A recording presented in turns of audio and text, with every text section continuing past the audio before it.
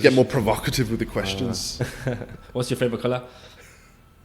White, like my fiance. Just give it all for free. And what I realized in business is the more you give, the more you get. I'll give it away. I don't care. Because look, everyone knows the process. It's very simple. There's so many shit social media marketing agencies and marketers out there. And then one thing that I'd say above anything else is showing up every single day. If you're just working 24/7, I do not envy you, my friend. I'm not passionate about sending people to Mars. You know what I mean? Bro, none of this money's coming with us, man. Yeah. And like, you know, people then make the excuse. I was the guy, by the way, workaholic. And you have to focus on your lifestyle, man. Like your quality of life in your business. Am I passionate about investing in property? Absolutely not. The 365 podcast. Did you have any inspiration for it? Yeah, Visionation, man. Dude, I messaged you for mentorship on the podcast. Yeah. You know what I mean? And you said, you said you're not offering it because you just want to dominate.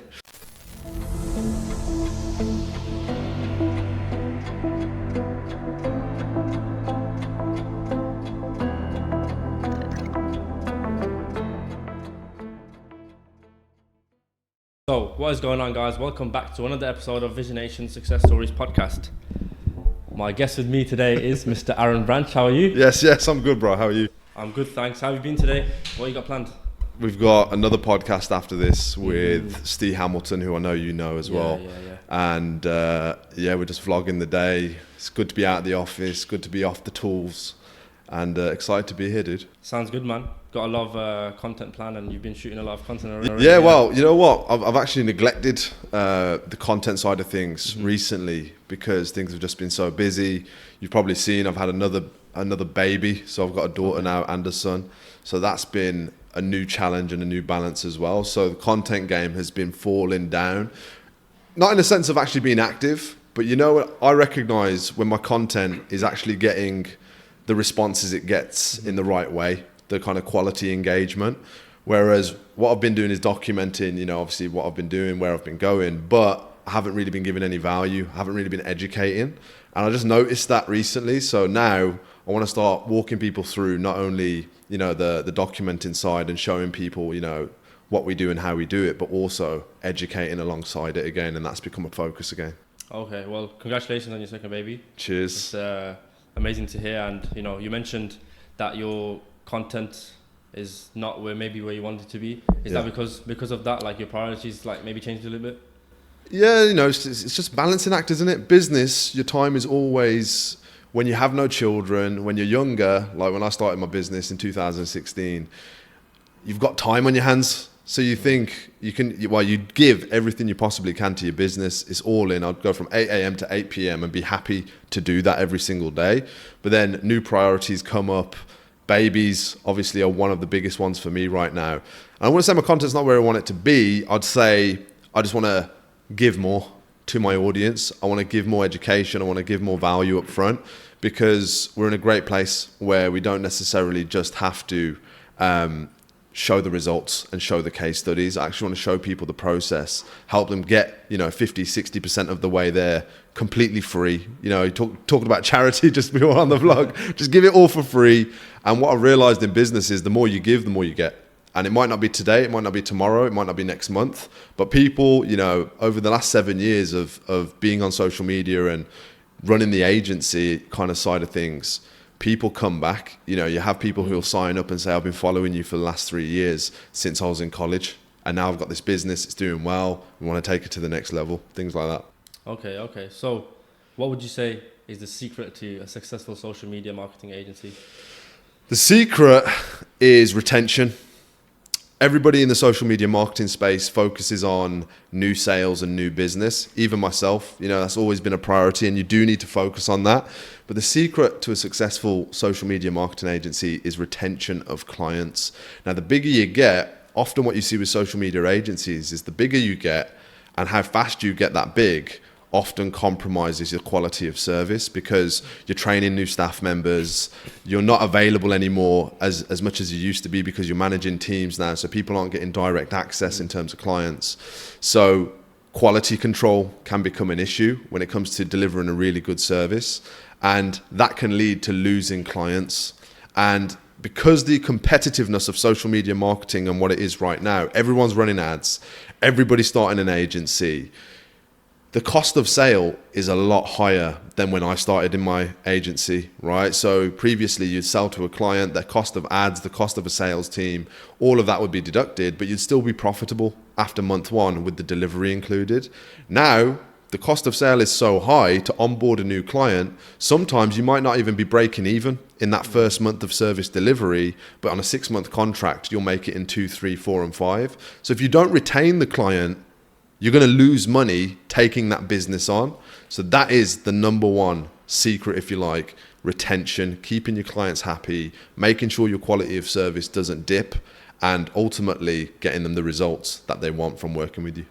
Yeah. But what's the way then for, obviously retention is really important, but how do you get those clients to like be in your face in the first place? The new business. Yeah. So obviously ads is the number one thing that we leverage, but going a second layer deeper than that, you need to build a personal brand.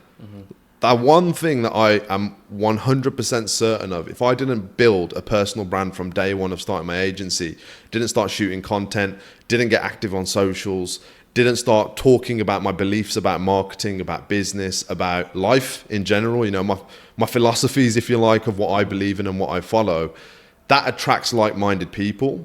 But people don't like faceless organizations anymore. All the biggest brands in the world, Apple, Amazon, Tesla, you know, they all have personal brands associated with them, the people running those companies. Even Facebook, Zuckerberg's now doing MMA. Do you think that's... well, he just went through that whole news period of getting thrashed by the government, right? Now he's documenting and showing videos of him giving roundhouse kicks to guys and grappling them to the floor. That's a personal branding play. He's coming out aggressively. So the thing that you need for new clients to get trust, which is the primary, is you need to build a personal brand. Have your agency brand as well, but people want to work with people that they know, like, and trust. So building a personal brand is the baseline for anybody who's trying to go and get new clients. Okay, yeah. So getting those clients like through the door though, like is there like a, you know... What do you mean, the actual step-by-step process? Well, not step-by-step, because, you know, we don't want to give everything away. I'll give it away. I don't care. Because look, everyone knows the process, because it's very simple. First thing you need to do is attract somebody, right? You need to build desire. That's step number one. One way to do that is by showcasing results, showcasing a case study. If you've got no results, it depends on where you're at in your agency journey. Do you have clients? Are you starting from absolute scratch? But you need to create a hook, right? So showing results. Do you want to get results like these? Now you can actually build some attention and awareness. Second thing is then actually getting them into a place of influence and persuasion. So getting them to book a call, book a meeting, see you face-to-face, online, whatever you prefer. Third thing is knowing how to actually run a sales process where you can identify and have the skill. The marketing skill is actually identifying what the right service is on social media or online to actually help the client. But a lot of people don't have this skill. So a lot of people lose clients because they're always selling the wrong services to the right clients. So they get the hook, they get the attention, they book the meeting, and then they pitch them the wrong service. So number three, you need to pitch the right service and have the experience and the knowledge and the skill to know what will help the client the most. Number four is actually being able to deliver. So, you know, that whole thing and equation there is about getting to an offer. I'd say 3.5 is objection handling, because people are skeptical. There's so many shit social media marketing agencies and marketers out there that take people's money and then run for the hills and then go to, you know, Marrakesh and start posting pictures with cash on their Snapchats. I've seen it, real story. They'll do that. And then the next agency that they want to work with, they're going to be skeptical because they think that, you know, social media marketing doesn't work, or the agencies aren't legitimate. So would you recommend narrowing down to a niche for a marketing agency? 100% to start with, yes. So when I started, my first niche was people who sold at seminars. So they'd sell education packages. So we were like marketing these events, getting people through the door with Facebook, Instagram ads, content, and then they would sell to them at the events. So that was my education as well, you know, seeing these people running events, how they run their business, and working with some really good entrepreneurs. And that was my niche. So once I got one case study in that niche, it's easy to then go to all of the competitors, not necessarily direct competitors that are selling the exact same thing, but other people who are running that kind of model. So it could be in e-commerce, niche like sock brands, you know what I mean? Or it could be clothing and fitness apparel. But once you get one of those case studies, you can then duplicate that, and it makes your sales process. And remember I said about the hooks, you know, hooking somebody in. We're getting this result for so and so. Do you want a similar result, or do you want it? Are you interested in exploring how we're doing it for them? So now they're hooked in. They want to learn how do you actually do it if they're not getting the same kind of results. So yes, in the beginning, niche down, but then once you've established your niche, you want to explore other niches as well, because you might hit a cap on that niche that you're working with. You probably, you know, it might be a small industry, so you might have hit up everybody who's worth hitting up in that space. Then you can start exploring other industries and seeing where the opportunities are. So our client portfolio's pretty much been very diverse over the last, I'll say 3.5, 4 years. But the main thing as well is understanding the industry before you go and try and attract clients in it. So a lot of people jump into industries they know absolutely nothing about. They don't know what type of personalities they're dealing with. Look, different industries have different personalities. Speaking to a dentist is very different to speaking to someone who installs garden rooms or builds extensions, right? Neither of them are better or worse, but they're different types of people that want to be approached in a different type of way. Does that sort of make sense? Yeah. Would you say that the market's really saturated now with because even myself, I get people in this podcast. If you're watching now, don't DM me. The short form content editors. Content every second, they're just DMing me. And the thing you said about persevering is very true, because of course I've got my own editor and he's very good. But if I was to consider someone else, I would look at their thing and I would see the profile. But most of them they don't have anything behind it, and I'm just like, why are you bothering? Yeah. Like, so again, that's the thing.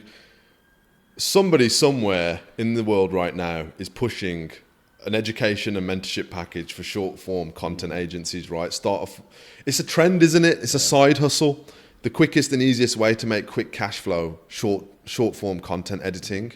There's 1 million editors and there's 1 million people who are now investing more in social media. So I get hit with the same messages. And that's the message right there that people should hear.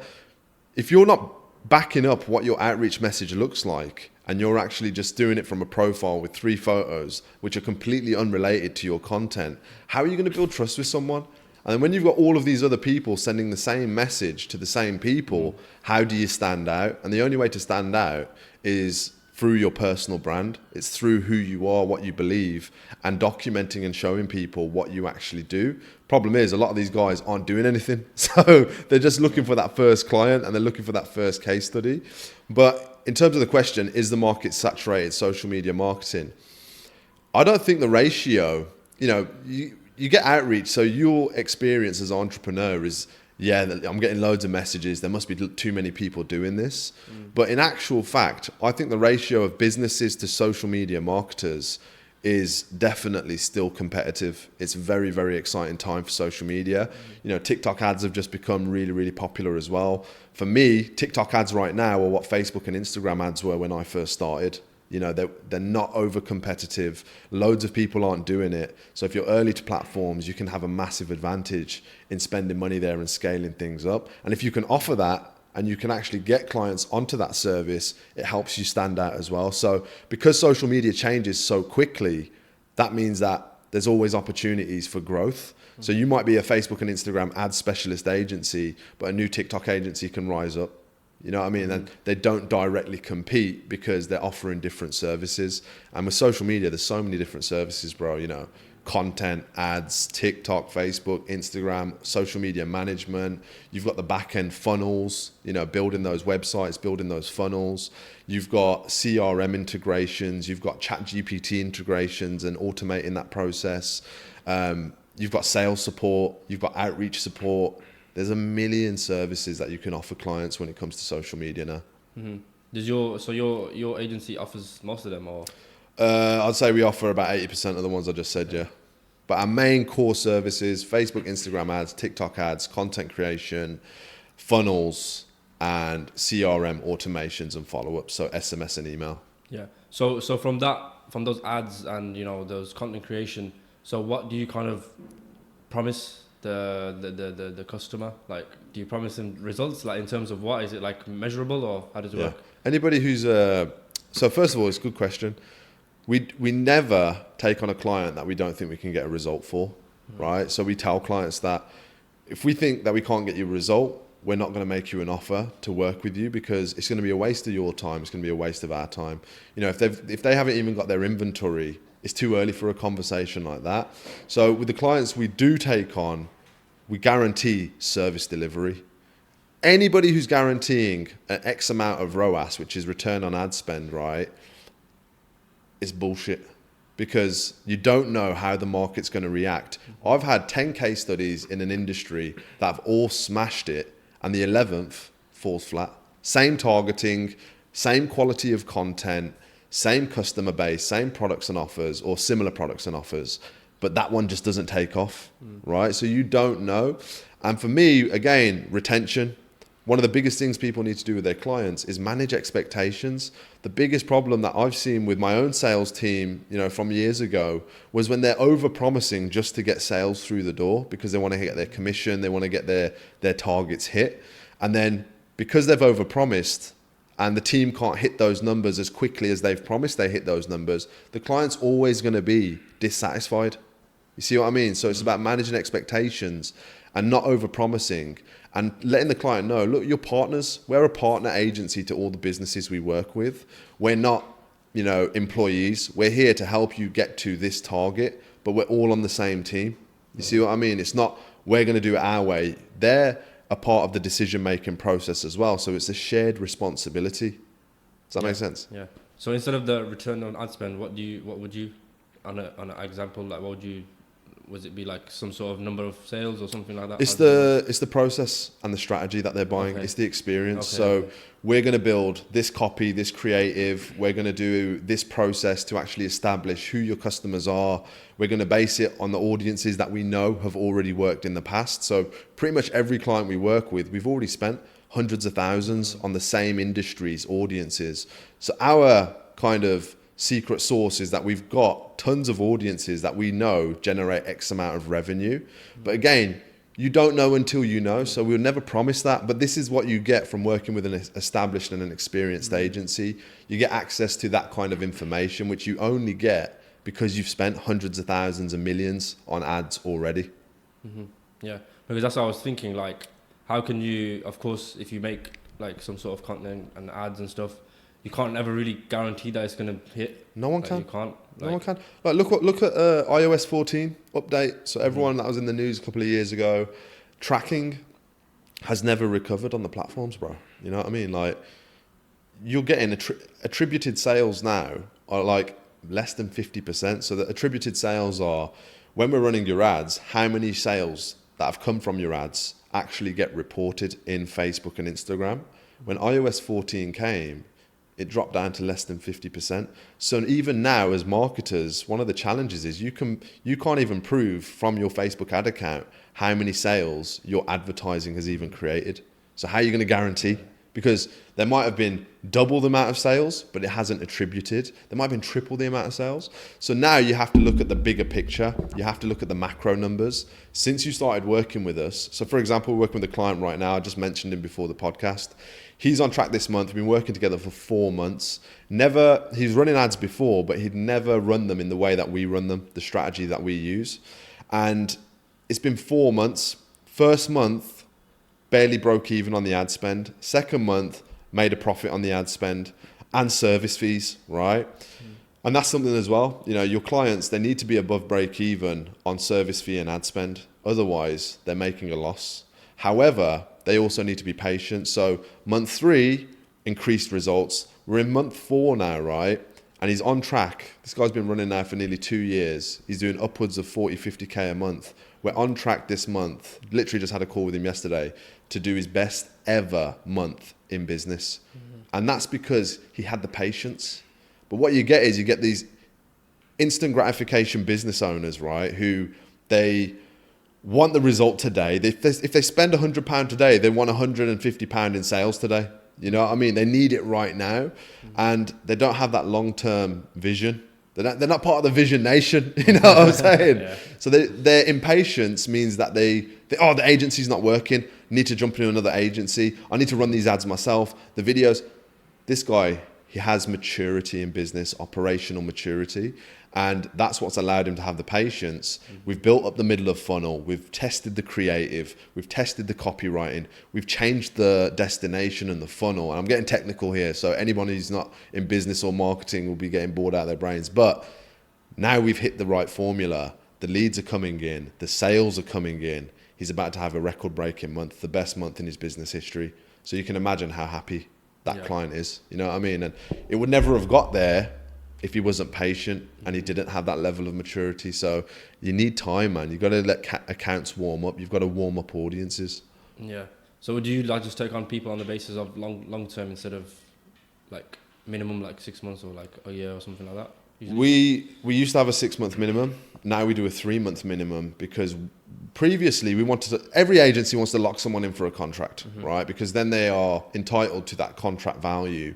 And depending on their termination clauses, whatever, they'll get paid even if they stop the service. But that's a messy process, and very seldom you're in that position. We've dropped that down to a 3 month because I had the experience of working in a particular industry, and this is when we were scaling up. So I wasn't doing any campaigns, all my team members, my divisions, all of that stuff. And we saw in this industry the perfect storm. Existing cash flow was big. Understanding of how to generate their sales on their e-commerce stores, really low. And their desire and their urgency to fix that problem, really high. So that's like the perfect storm or triangle for quick sales and easy onboarding, right? So we went hard. So we just went niche down. Every business in this market was getting hit. We were speaking to so many of these businesses. Other social media agencies were getting pissed off, started hating and, getting upset about it, because they were working with some of these businesses and they're like, oh, they're trying to steal our clients, whatever, right? Bro, it's open season. This business is competitive. Yeah. If they want to work with Aaron Branch and social agendas rather than you're obviously not doing a good enough job. You see where I'm coming from? Anyway, but the people in this niche, they didn't have that operational maturity. And there was a reason why they were struggling so much. And my team suffered a lot because of the personalities that they were coming across, the communication, the vibe was just off. And that's why now, some of those contracts, we were locked in for 6 months. We didn't want to be locked into those. But the agency terminating the contract is different to the client terminating the contract, right? So again, we do that first 3 months as an initial introduction for us to make sure, is this a business owner? Is this a marketing manager, a CMO, whoever it is that we're dealing with? Is it somebody that we want to work with for the next 12 months? And that's what we both find out in that first 3 month period. Because look, if you can't have fun whilst marketing a client's business, if your campaigns aren't fun to create, why do them? If you don't like your job, if you don't like being a marketer, if you don't like working in a specific niche, like if you genuinely don't like it, why are you doing it? Just for money? Yeah. Come on, man. Makes sense. So you do. So I think you do like help other agencies as well. Is it something that you do as well? I think you mentioned it before. Yeah. So the mentorship side of thing has always been like a side kind of project of mine, which has done really well. We've got an amazing community. This year is the first year I've actually said to myself, after doing this for 7 years, I actually want to double down and improve and take it to the next level with the mentorship side of things. And I was actually telling Louis, who's off camera, about the plans. We're rebranding the program. It's going to a whole new kind of community building phase, and the values of the program. It's like figuring out, like, look, it's not just about making more money. It's about improving as a marketer. It's not just about how do you grow an SMMA and get X amount of profit at the end each month. It's more about how do you conduct yourself? How do you balance building a business with enjoying your life? Which most SMMA owners, they're not enjoying their lives. They're glued to their laptops 24/7. They're always reactive to customer complaints. They're getting drilled by clients. Like, they're not enjoying it. For the most part, the poor social media marketers, they're just working 24/7. So with the way that we're repositioning the program, it's all about community.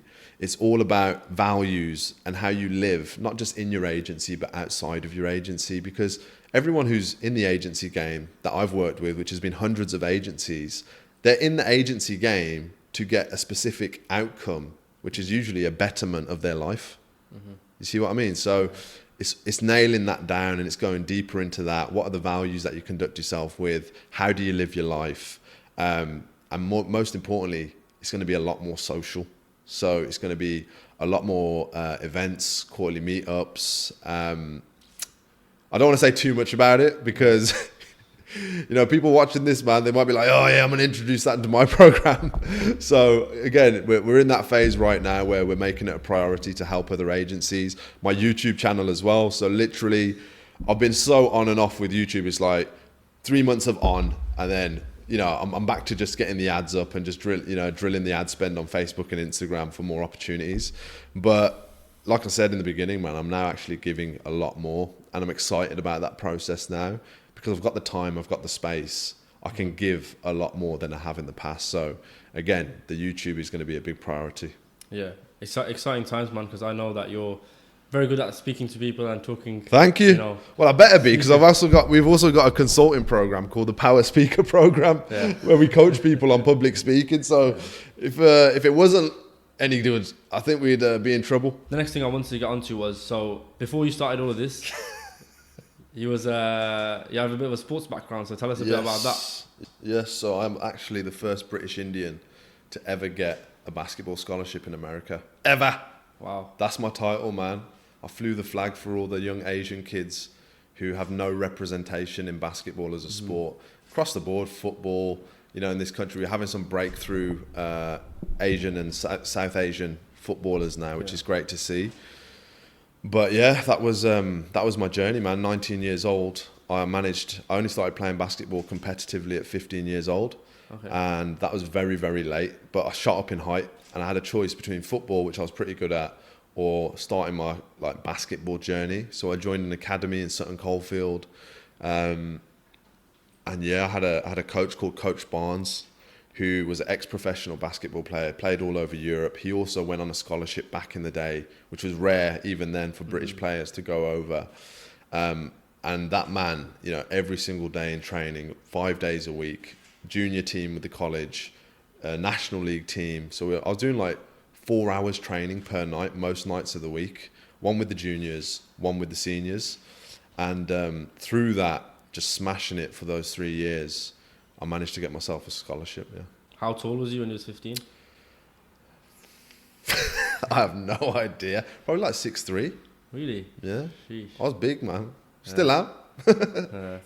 So going through that scholarship, so you said you was training 4 hours a day, you said? Yeah, it's when I see these videos as well about NBA players when they talk about when they was younger, I used to train, this is double practice and stuff like that. Yeah. And it's it's a similar pattern. It's very obvious what you can do. Of course, you need to have talent as well. Yeah. It's very obvious that if you put in the work, you will get the outcomes. So has that taught you a lot in terms of what have you taken from that into your business and into your adult life? It was the discipline. And one thing that I'd say above anything else is showing up every single day, regardless of how you're feeling. When you've got training or when you've got work or whatever it is you're doing with yourself, you have to show up regardless of how you feel. And, you could be ill, you could have a sore ankle. A lot of it was physical, because you're training so much and you're getting thrown around on the court. But regardless, you've still got to show up for your team. You've still got to show up for your coach. And that accountability gives you discipline.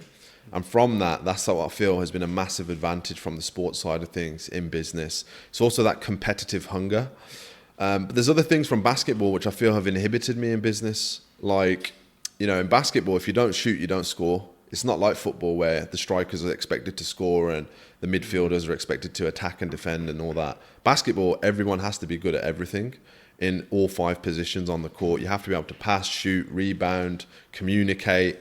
All of that stuff is super important.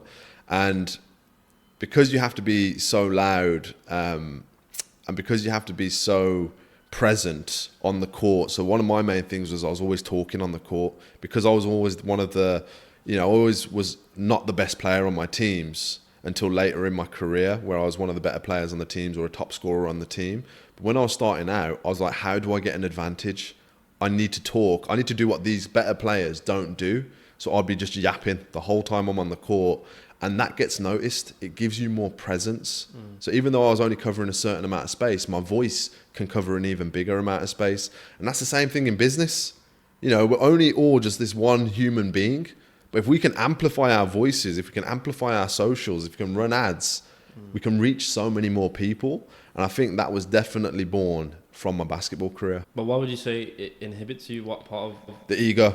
The ego. So in basketball, right, you have to have an extraordinary amount of confidence, because if you don't shoot, you don't score. So even if you know you're not the best player to shoot the basketball, you know, he's much better at scoring than me, you have to take that shot and have the confidence to do that and take that risk, even if it gets you taken out of the game and subbed out. So it's the same thing in business. So with that extraordinary amount of confidence, you know, people say, Aaron, how are you so confident? Whatever. I've just been programmed this way now. Even if I'm feeling insecure or lacking confidence, I'll bring even more confidence until I manifest it and just become that. And that's what I had to do in my basketball career to keep elevating where I was wanted to go. And it's the same in business, but in business, because if you have an overconfidence in business, it can inhibit you because you take more risk. So one of the things that I took a big risk on, which you know all about, was Deliver Me. Investing tens of thousands of pounds, hundreds of hours of time, and now that company is basically dormant. You know what I mean? And that again came with a big risk. It's actually around the same time I met your brother for the first time, Adam, when he came down to the office. But that was a time where I was just looking to aggressively expand in every area humanly possible. And that was because I was just so overly confident about what we could do for any business or brand. So again, because of that confidence, I won't say ego, but because of that, you know, that overconfidence and that over optimism, sometimes you can make mistakes. And I've definitely seen both sides of that equation. Yeah, but to be honest, I think even if you have that overconfidence or ego, whatever someone wants to define it as, that will keep you going through the levels. You will have no ceiling. You'll just carry on going. Yeah. Although some people might dislike it, but as long as you're attracting the right people, then you know you're doing something right. I have no regrets. You know what I mean? I have no regrets, but at the same time, I'm far more calculated now. I get opportunities come across my desk every day. You know, same way you get outreached by people for short form content, I get outreached by startups for, can you help me raise investment? Can you do what you do? Can you do exactly, you know, can you do what you did for Deliver Me and that guy for my business? Can you invest and help us raise 250K in 4 days? I'm like, back in the day, I would have said, yeah. I would have figured out a way to include it in my plans. But now I'm far more calculated. I'm far more patient. And that's because my maturity is expanded. My experience is expanded. And I'm no longer in a rush to make it. You know what I'm saying? Like you said, with no ceiling. Ambition is, as much as it is a gift, it's a curse. Because when does it end? When does you know, and there's a great kind of feeling towards achieving success and achieving your goals and getting to the next level. But it can also be very exhausting. And most of that achievement in those goals is materially focused. And material is just something that we're never going to take with us when we die. So, you know, when I've got now the chance to make more money, jump on a sales call, speak to a business who I know wants to work with us, and you know, pitch some services, or I can go bounce on the trampoline with my son outside because he's at home and he's never going to be this young again. He's never going to love me as much as he loves me right now. You know what I mean? Because, you know, as they get older, they get more independent.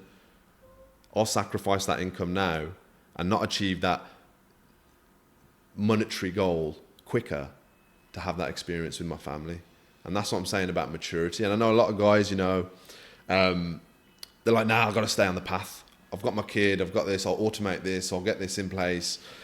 But I want to have that experience with my family because I find that is something that's super important to me with where I'm at in my journey. Yeah, that's something that not a lot of, well, I don't see a lot of it with entrepreneurs. It's more like work. You carry on working, there's no end to it.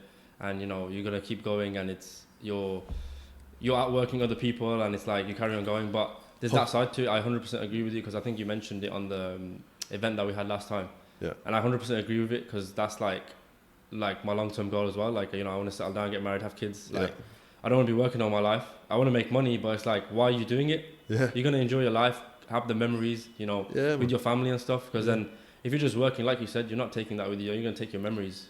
Bro, none of this money's coming with us, man. Yeah. And like, you know, people then make the excuse. I was the guy, by the way, workaholic.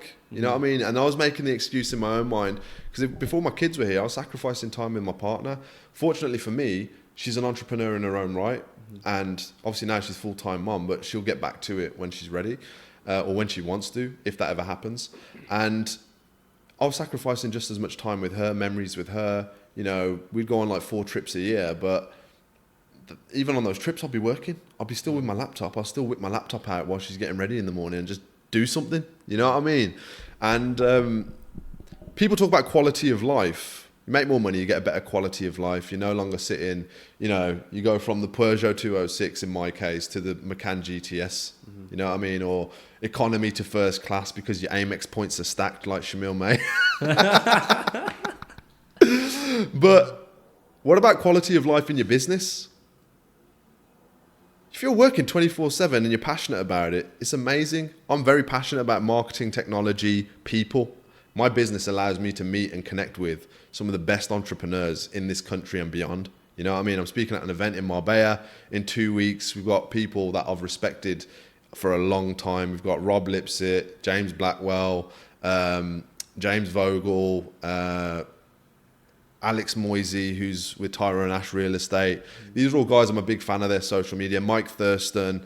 And that's the power of, you know, your network, the power of a personal brand, but also it kind of shows like, you know, you don't have to have the same beliefs on how much you need to work as everyone else to still connect and share space with top level performers. And look, you don't have to be 110% of the time. You know what I mean? All of us are publishing what we think is most advantageous for us on social media. You think these people don't rest? You think these people don't take a break? You know what I mean? So again, it's just having that balance. And look, just because you're not 110% right now doesn't mean you can't be next year or next month. And it's just finding that good balance for you. And you have to focus on your lifestyle, man. Like your quality of life in your business. If you're just working 24/7, I do not envy you, my friend. You know, Elon Musk has to make some of the biggest decisions in the world for the sizes of the companies he owns, Twitter, Tesla, SpaceX. I don't envy Elon Musk. He's talking about he sleeps in the office. I don't want to sleep in my office. For what? I'm not passionate about sending people to Mars. You know what I mean? So again, I'm just all about finding what's right for me, my balance, my experience. Yeah. And if all of the goals are because you're passionate, great. But if it's all just materially focused, if it's all just for the flex, I've kind of gone through that process. I've done it. And it wasn't fulfilling at all.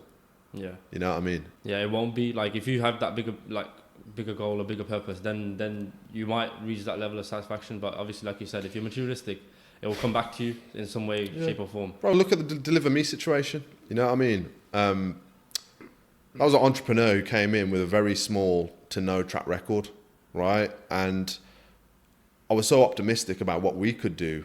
I threw money into it and put a lot of time into it. We had Deliver Me on the 3rd floor and Social Agendas on the 5th floor. So I was like every day, half my time would be in Deliver Me, half my time in Social Agendas, managing these teams and trying to get things off to a great start with that company.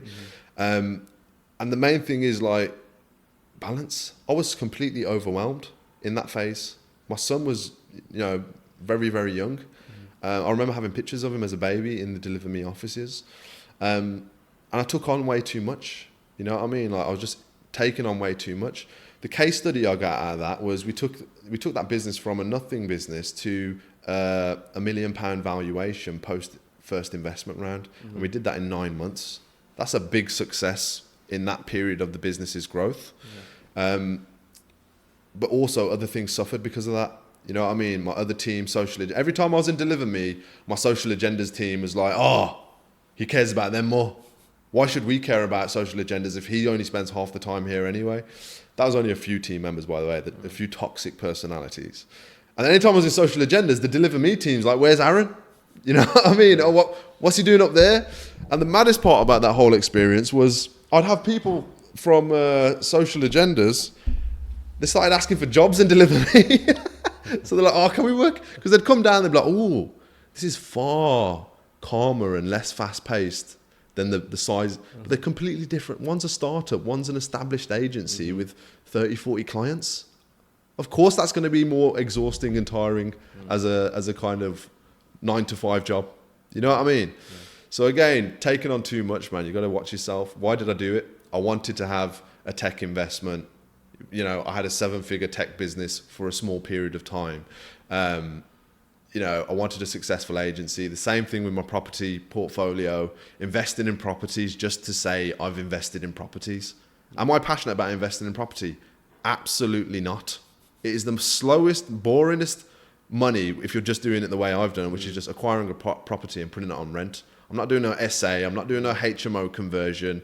All the stuff we've worked with clients who do this at massive scale, I didn't do any of that. I was just like, yeah, I've got investment, because if you're building wealth, you're supposed to have property investment. You're supposed to have multiple business and income streams. So I'm there just ticking all these boxes. You're supposed to have a really nice car, boom, tick that box. You're supposed to have a really nice house, boom, tick that box. And at the end of it, you're the exact same person you were when you had no money, or you had no success, or you had no team. It means nothing. And it's so important people listen to this, because anyone who's not financially free and that are struggling with their income or struggling to grow their clients and get the business, the money it needs, like, you need to understand you're not going to be happier when you get there. You'll just probably be more comfortable. But it's not going to make your life fulfilled. It's just when you get there, you'll have another mountain to climb. It's never ending. Yeah. For you, it's like your life like completely changed when you had your kids, right? That's what it was more. And like you said, when you was bouncing around these things, it's like I've noticed as well when I'm overworking or something, like neglect my health, my food and stuff like that. I just won't eat the whole day. Like I got a problem. I'll eat the whole day. Yeah. We got opposite neglecting. Yeah. It's bad. So, you know, because health is a big thing and you should focus on it. And 100%. Makes a huge difference in your performance, your sleep and stuff like that. So, yeah, I know exactly what you mean. Just going back to the Deliver Me. So, obviously, one part of that was you going on Dragon's Den. Yes. So, how was that for you? That was incredible. So, that experience definitely leveled up my public speaking game once more. You know, I'd done events, spoke to hundreds of people, which was nerve-wracking at the time until you'd done it and then you're more comfortable. But Dragon's Den, you know, it's hard. It was easier to speak to. In November last year, I spoke at a conference called EMC to 800 people. It's easier to speak to 800 people than it is to speak to 5 dragons. Because you're so zoomed in on all of their reactions and how they're interpreting what you're saying. And we were in there pitching for an hour and a half, and they only aired 7 minutes of it. So there's a lot of back and forth, a lot of dialogue that never made the cut. But the best part about Dragon's Den and the funniest part was really, they don't tell you when you're coming out. So you're in the backstage green room, right? You've had a tour. So they do, you know, a tour of the whole studio where there's loads of staff, by the way. It's a massive production. And they put you in the green room. So you're practicing your pitch. You could get called out in 5 minutes. You could get called out in 2 hours. We were there for about an hour and a half, just waiting. And then boom, they're like, all right, you're up next. We go out, we deliver. And it's mad because you're just like literally a rabbit in spotlights. You're looking for your mark on the floor where you're supposed to stand. There's a little X on the floor. So as you come out of those doors, you're literally just like, where the hell do I go? You come out, you've got the dragons there, and then you've got loads of people on the left-hand side with cameras and lights. And that can be intimidating. But I found it very fun. Once you get that first, part of the pitch out and don't make too big of a mistake of it, it's chilling, man. Yeah. How did you find the dragons? Great. I love them. Because you said there was, it was there for an hour and a half or something? Hour and a half. And it was only 7 minutes. Like the dragons, yeah. Tuka, Zara, Stephen, Peter, and Deborah. I love every single one of them equally. Like, they were actually so welcoming, so warm. Obviously, the cut, they get the best parts of the, for the production. They were lovely. Like, they weren't intimidating. They're just human beings. You know what I mean? Like, obviously they have their characters that they play for Dragons Den to make it entertaining. But every single one of them asked really good questions. They challenged us. They advised us. So they gave a lot of advice. You know, it was like having a mastermind session with 5 business, you know, icons. It was having a free mastermind session. It was unbelievable. It was priceless. How else could you get 5 of those people with those kind of businesses in a room to give you advice on your business? That's priceless. Yeah. Even if you don't get any investment, it's used as advice you get. And like you said, it's like an hour long, not just the 7 minutes. Yeah. It's more than people see on the TV. Yeah, man. And if you go in there to learn, and look, we just raised 250k. That's what got us invited onto Dragons Den. We just completed the £250,000 raise of investment, and the whole Dragons Den promotion was exactly for that. It was promotion. Off the back of Dragons Den, we got 2.4 million in pledges using that content, building a campaign around it. 2.4 million pounds of people putting their name, card details into the crowdfunding platform to support the business in our next round. That would have gave us a 10 million pound valuation on paper, post money at the share price. That would have 10x'd our initial investors' share value. So if they wanted to sell out, they would have had 10 times what they originally invested. Instead of 250k, it was worth 2.5 million, right? And that would have allowed us to progress the business. Biggest challenge we had, again, massive learning curve, was there was a massive 6-week delay with Crowdcube between getting the pledges and putting our campaign live, because they had to do all of these checkboxes and back-end administration on their thing. In that time, Russia invade Ukraine, oil crisis, cost of living crisis. On our initial launch date, you know, you have to hit certain numbers for you to know it's going to complete in a good amount of time. Instead of 2.4 million coming in, and even 50%, 60% of that on day one, we had like 100k land. And if you don't get the full amount in crowdfunding, you don't get any of it. So that was that. So how does that? What do you mean? Like, so the money that was pledged, you don't get all of it. How does it? If you don't, if you go to raise £1 million, Yeah. if you don't complete that target, full £1 million collected through the platform, so you get, let's say you get 950k. Yeah. If you don't get that last 50k, you don't complete your round. All of the people get their money back. You don't get the investment. Okay. So that is one of the downfalls of going through a crowdfunding platform. There are many pros of that process as well. Okay, so I thought they pledged 2.4 million, or I don't Pledge is, we want to give this amount of money, but they don't transact. Okay. So they don't transact until the campaign is live. So a pledge. So that was the 6 weeks. Yeah. So it's intent. So they've put their card details in. They've signed their consent. They've done their disclaimers and their risk assessments. We know, investments carry risk and all of that. They're fully compliant. They're verified investors. So they've uploaded ID, blah, blah, blah. But then when it comes to collecting, all that stuff kicked off in between. And it was just, it was a timing thing. But if I want to be brutally honest with you, I'm really glad we didn't get the money. Why would you say that? Because having a failed startup with 250k of investor funds is one thing. But having a failed, delivery businesses have lost millions and billions off their valuation. Just Eat, Uber Eats, Deliveroo. Through this cost of living crisis, people are spending less on deliveries. Their stock prices have all slumped during that same period we were trying to get off the ground.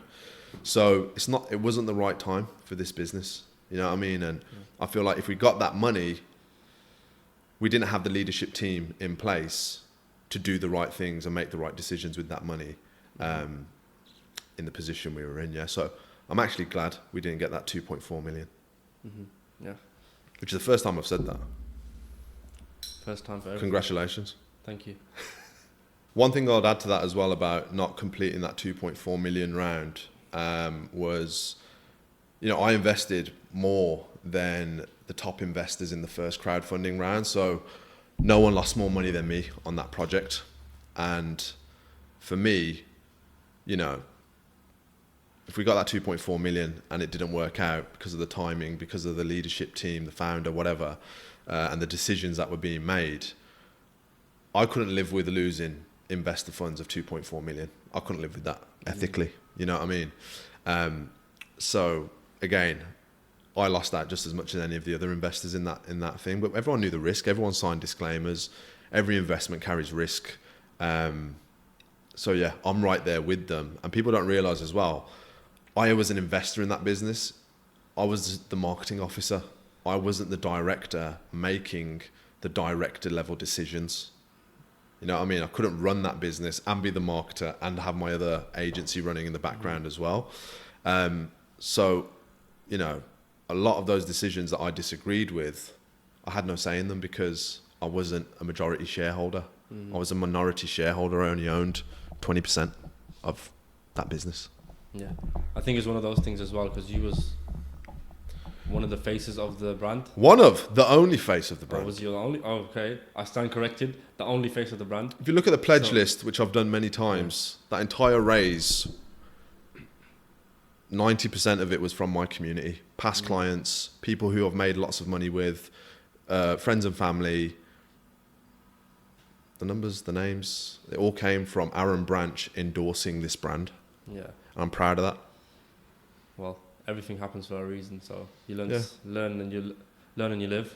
Okay, so where for you now? What's your plan? Without going into too much details, what is it for you? Is it more, like you said, you kind of changed your mindset a little bit when you had your kids and stuff, and you want to spend more time? So where is it now? Is this finding the balance? So because people say balance has been found. People say there's no balance. There is no balance. That is the balance is doing the best in both worlds, personally and professionally. But the way that I can do that is by being very, very specific and careful who we work with. Only working with brands who have big vision. Only working with entrepreneurs who qualify for the type of characteristics, discipline, accountability, and working with those people makes life very, very easy. You know, the people who pay the least always expect the most. And that is the truth in social media marketing. So you work with bigger, better clients. You work with more people with proven track record, which is huge right now. You know, we don't want to take accountability for a product that's never sold. How can we? You've never sold it yourself. How can anyone else? Who's going to be more passionate about selling your products and services than you? You know what I mean? So it's all about working with validated entrepreneurs now, people who you know, with or without you, they're going to be successful. If it's ever a case of, oh, I need Aaron Branch because he's going to turn this business around, that ain't for us. No thanks. You need to be already making a success of what you're doing, and we'll come in and amplify it. And that's how you whittle down only to a higher quality of clients. And that's what I'm on right now. Yeah. Another thing which you're currently doing is the 365 podcast. Yes. So how's that been going for you? Bro, it's tiring, man. You know, we've been, I know you've got another one that you're recording shortly. Hosting's tough, man. Hosting's tough. You have to be so locked in. It's easier on this side of the mic, 100%. I think it's harder to be a host than it is to be a guest. Because when you're a host, you're leading the conversation. You're taking it wherever you want to go. And I found that for me to do a good job of that, just like yourself, it's like, while someone's speaking, you're kind of thinking about what's next. Is that accurate? And you might zone out from what they're saying at the same time. A little bit, yeah. And, it's like, and so you ask the right question and you're engaging. That's been one of the challenges. But the other challenge has been just getting the content out. So the team members who I've assigned it to, they're so overwhelmed with, well, not overwhelmed, but they're so busy with client content. You know, I always put the client's content in front of my own, you know what I mean? And it's like that saying, the best mechanic has the worst car. I wouldn't say my social medias or the podcast the worst. We hit pretty big milestone. The first time we launched it, first episode, we hit top 30 in the entrepreneurship category, which was nuts. But yeah, it's been a challenge, but I'm enjoying it. We've got loads that need to be published. So we're overdue this week with publishing the pod. But you know what? For me, the pod is just something to enjoy. You know what I mean? It's actually when you actually get to sit with someone and have a deep conversation for that amount of time. You know what I mean? Like, it's very rare because everyone's so busy. So for me, it's connecting with people deeper. and it's something that I'm really enjoying. Is that why you started it? Yeah, there's no conversion goal on the podcast. It's probably one of the only things where there's nothing for sale. Did you have any inspiration for it?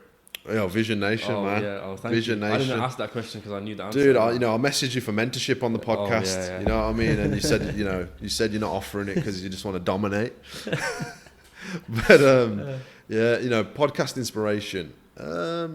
Honestly, bro, you've done an amazing job. Love the way you're cutting up the clips and the team are editing stuff up.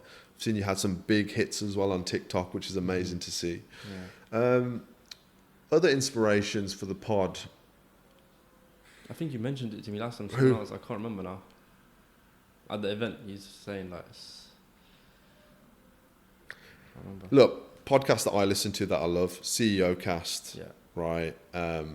Love that. Been on there a few times. Diary of a CEO. I used to love that. But it's very emotional. You know what I mean? It's not my kind of vibe. There's some comedy podcasts that I'm listening to, which are just funny. There's one called Shits and Giggles. One of the guys who co-hosts that, he went to my college. He's hilarious. And I didn't really know him in college, but turns out he went to the same college at the same time as me. So that's a funny podcast. I think a podcast is just, look, man, you don't have to take it too seriously. You know what I mean? Like, it's just a pod. It's just sharing thoughts and also just kind of like tracking history. What I say today might not be what I say next year. My kids grow up, I'm all of a sudden 110% in business. Kids need to look after themselves now. Maybe that's where we'll end up. But I think it's a great kind of checkpoint, jumping on a podcast, talking about your experience with where you're at to look back on in the future as well. Like when I'm dead, this podcast will hopefully live on. Yeah. Imagine that. Exactly. Mad. That's the content that you're creating and it's going to last forever. It's history, man. So yeah, it's kind of interesting that it's a bit contrasting in the things that you're saying about your podcast and mine. Like you're saying you're struggling with the content, and then you've got these lined up. I'm struggling. I've got the content. I can do the content. I need the guests. It's a match made in heaven. Well, I told you, I've already got introductions for you, bro. I don't have the guest. Well, I'm that's the thing. I'm lucky. This is what I'm saying about having network. Like the vlog today that I'm shooting, it's all about how do you get yourself on podcasts. Well, it starts with networking. How do you network with people? How do you actually introduce yourself to someone's network without just messaging, I want to be on your podcast? You lose positioning because now it's becoming a one-sided thing. It's a mutual thing, isn't it? Having a guest and having the host want that podcast to take place. And the first thing is showing love. You know what I mean? That's the first point I made on the video before we walked in. It's like, support people. You want to get on someone's podcast, you want to be, get into their network, start sharing their shit, start promoting them, start commenting on their stuff, start DMing them and just showing them some love and support for what they're doing. That's how you can then build a relationship. What most people are doing is they're just trying to, get what's in it for them on the first interaction. So you should get this book. Hey, plug sales. I love that. This book, that's sick. What, did you get that sent out to you, or did I give it to you? That was in the event. Oh yeah. Perfect. But yeah, man, it's like, I've got an amazing network. Like, that saying your network is your net worth is real. I've just got some absolute legends in my network, and we've had loads of them on the pod already. Yeah. Like, I see that as well, like that network. Like, when I've started the podcast now, I'm like about 15, almost 20 episodes into it. I can see that it's kind of developing something. I can see it coming. And the main reason why I started the podcast was I never liked networking. I was like, how can I network with people without going to networking events? Although I've changed my opinion on that now. I really like to go to networking events now. I changed my opinion on it. But at that time, it was like, well, what can I do? And I was like, let me go sit in front of these people one-to-one. I can learn from them. Maybe I can teach them something. At the start, maybe I couldn't teach them much, but now gathering the conversations and stuff like that. And it's very like, it's interesting how much like planning and stuff you can go through, because now for this podcast, I didn't plan anything, because before I was I can tell. No, but it's like, I didn't plan anything because I've already been following, like, we just know each other, I just know you, so it's like, I'm trying to change the way I'm doing it. It's like, just think of questions. One of the things that has been amazing for us is my personal assistant, she'll do a full, like, 3-paragraph of research on every guest with highlights, bullet points. So right before they turn up, you can't retain all that information in your head. Right before they turn up, I'll be like, boom, this is our research. Is this all accurate? Or is there any mistakes in it? Like, just to make sure, is there anything on the research that you don't want to talk about? And then we're all on the same page. And it shows like, you know, a bit of professionalism that we've taken the time to look into you. Yeah. But then sometimes there has been mistakes on the research, and we're like, yo, where the hell did you get that information from? Just making shit up. Yeah. Because if I know someone, like, then I'll already know about it. I won't need to do research because I've been following them. I know how they are. But if it's someone new, then if they've been on a podcast, I'll watch the whole podcast. Like, I'll watch if they've got 3, I'll watch all 3 of them just to understand and know then what to avoid asking them, because they'll be on like 4 podcasts and everyone's asked them the same questions. I'm like, am I really going to go ask them the same repeat the same thing? Yeah. So it's funny actually. Have you ever had any guests say, "Oh, I don't want to answer that. I'm not going to answer that"? I've had that 3 times. Really? Yeah. So the questions I've asked, and he can attest to this. We've had just straight out, I'm not going to answer that. Wow. Digging a bit too deep. I mean, you won't know if you don't try. So yeah. I guess there's always boundaries, but you know, I haven't had that yet. But it's how you need to get more provocative with the questions. Yeah. What's your favorite color? White, like my fiance. But yeah, it's very, very interesting how, like, your podcast as well. You know, the way you do it, everyone does it differently. It's very interesting. And one thing I've done now is I don't watch other people. You know, like on Instagram, I've unfollowed all podcasts except for CEOcast. I watch CEOcast, but I've unfollowed them because you know when you start seeing stuff and it's just getting in my head, and I was like, you know what? Let me just focus on myself. I'm gonna do this. This is how I want to do it. I'm not gonna focus. That's what I tell people in their businesses. Yeah. Unfollow everyone in your, or don't unfollow them. Mute everyone in your industry, because you're naturally going to start doing things the same as them, and you're just going to become a robot with no genuine innovation. Mm-hmm. I don't follow many marketers. The ones that I do follow, we collaborate. We collaborate on things. There's a joint venture kind of purpose behind it. But you can't sit and watch your competition. The more time you're sitting and watching your competition, the less innovative you can become, because you're just absorbing existing ideas. You've got to have the space to create new ideas. And you can only create new ideas when you're not consuming. You need that space, you know, when you're not watching other people's stuff. Yeah, so would you say not to, if you're looking at competitors, not to look at them all? Or would you, a bit of... If you're doing market research, go and research. Yeah. Obviously, don't research someone's content. You want to research their back end, their systems, their operation. If you're doing research for that purpose, you need to research your market. But if you're just casually consuming your competitors' content, you're done. You're just going to become a zombie and a robot and a reproduction of them. And that means that anybody who sees you, you know, the early bird gets the worm. They're first to market because they're doing it their way. Yeah. You're just reproducing what they're doing, even if it's subconsciously. One thing as well with the, I think, like I said, I've been struggling with getting the guests on. I don't know how it is for you, but I'm very selective in who I get on. I'm like you said, I don't message them straight away. I'll follow someone, keep it for like even a month, 2 months, and then see how they are. Because I know they say like social media is not a true representation of someone, but you can tell a lot of how they are by the stories they post and the stuff they do and what they get up to. And then that's like a thing for me where I can be selective, and now I can see the benefits of it as well. Like, people are now reaching out to me, and it's the kind of right people I'm attracting. Because I think it was Jack that I was speaking to on the podcast, and we spoke about, and he mentioned how you're putting out a message where you're attracting the kind of people you want to attract, and if you're not attracting the people and there's haters and stuff, that's not the kind of people that you want. So now I'm seeing that where the people that I want to get are coming towards the podcast, and I might not be getting hundreds of thousands of views or whatever, but I'm getting the right people, and that's what makes me happy and what makes me grow. Well, look, you got to think about the offline benefits more than the online benefits of being a podcast host, in my opinion. Yep.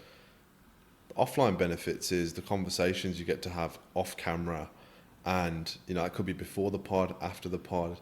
It could be an opportunity that's shared. You know, this Marbella thing that I'm speaking with all these big YouTubers and, you know, great business people. I'm one of the smallest social media profiles speaking at that event. So how am I on it? Why am I on it? Well, I've spoken at massive events before, so my public speaking game is strong. That's one element.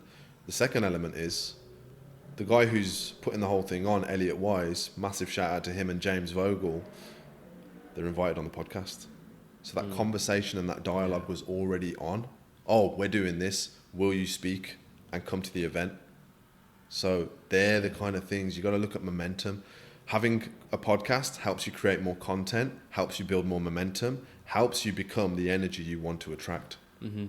And like I said before, why I started it was to network, and that's a big thing. Like, you can have someone that's really influential, you have them on, then you'll have them as a contact, and they will support you, if they like that. Exactly. And you can only get so much, and you can increase. Yeah, it's almost like giving a gift, isn't it? You're giving a gift of exposure and shine, and reciprocation is a big thing in this world. You got to give to receive. Yeah. And you shouldn't give to receive, but if you give enough times, you will start receiving the benefits of putting that positive energy out into the world. 100%. Yeah, I agree 100%. Well, yeah, I think that's all we've got time for today on this episode. Thank you for coming down. Appreciate you heading down here, and I hope you got a lot of content recorded today. Mate, we'll have plenty of content, man. Appreciate you having me, bro. For anyone who's listening or watching, make sure you subscribe to Visionation, man. This guy is one of the most genuine individuals that I've been lucky enough to network with over all this time. I appreciate your kind words. And your big bro's a legend as well. Yeah, shout out to Adam. Yeah. Thank you so much for coming down.